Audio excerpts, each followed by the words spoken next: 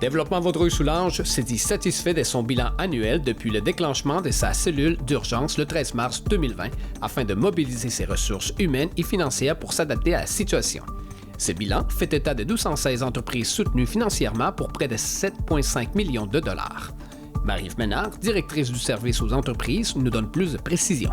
Le temps pour nous de faire un bilan quasi annuel de nos actions terrain en lien avec le financement des entreprises. Nous aussi, chez Dev, on n'était pas habitués à faire autant d'interventions financières dans les entreprises. On avait des outils déjà en place.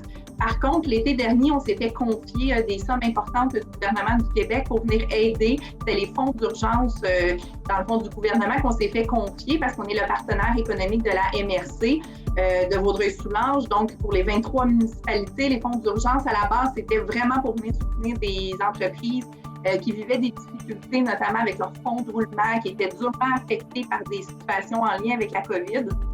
Donc, on est venu gérer ce fonds-là et quand le gouvernement a mis en place à l'automne dernier, au début du mois d'octobre, a mis en place les fameuses zones rouges. Les zones rouges venaient avec des restrictions au niveau économique, venaient avec des fermetures économiques.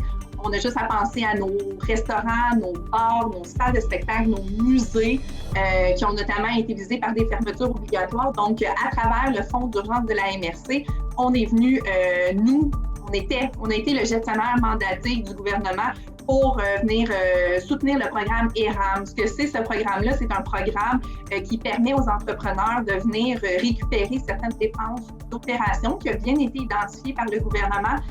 Je pense notamment à leur loyer, leur chauffage, électricité, assurance, frais de télécommunication. S'ils sont propriétaires de l'espace commercial, on pense aux intérêts sur les prêts hypothécaires, taxes municipales scolaires. Donc, c'est toutes des dépenses d'opération que les entrepreneurs doivent soutenir, doivent continuer à débourser.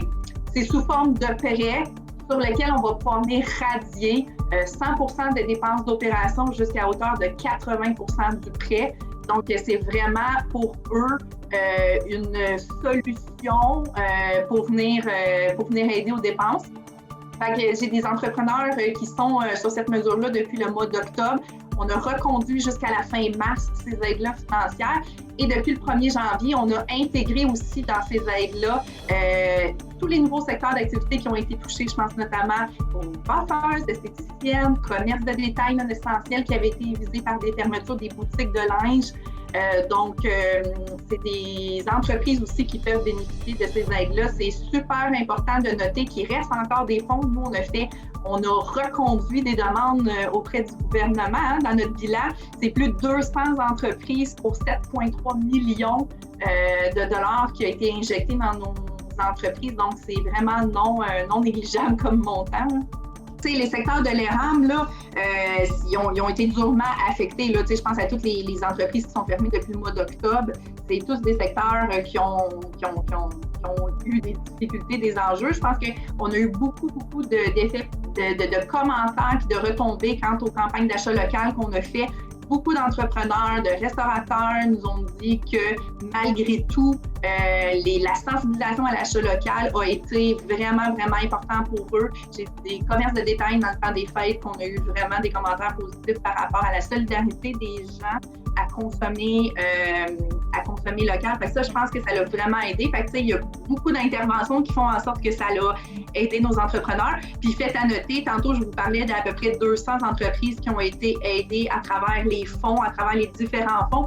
C'est super intéressant et important de noter que toutes les villes de Vaudreuil-Soulanges, là, peut-être à une ou deux exceptions près, là, dans les plus petites, ont été vraiment soutenues. Fait que, on a fait un bilan en termes de nombre de dossiers là, dans certaines plus petites municipalités. C'est quand même impressionnant de voir qu'on a ratissé large.